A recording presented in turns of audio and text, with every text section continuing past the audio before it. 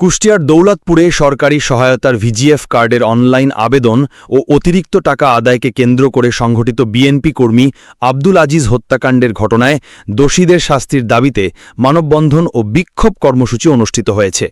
রোববার বিকেলে উপজেলার মথুরাপুর ইউনিয়নের মথুরাপুর স্কুল বাজার এলাকায় কুষ্টিয়া প্রাগপুর মহাসড়ক অবরোধ করে ও টায়ার জ্বালিয়ে নিহতের পরিবার ও স্থানীয় এলাকাবাসী এই কর্মসূচি করেন।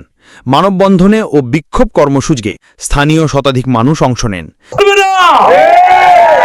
এই সমাজ আমাদের নেতৃত্ব মেনে নেবে না।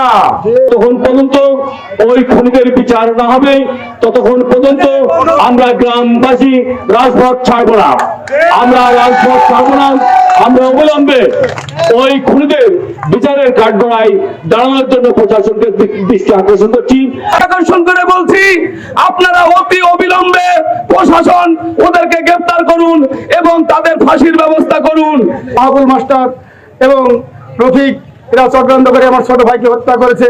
অত্যন্ত দুঃখ ভারাক্রান্ত হৃদয়ে আপনাদের মাঝে দাঁড়িয়ে মাইক হাতে আমাকে আজিজের কথা বলতে হচ্ছে।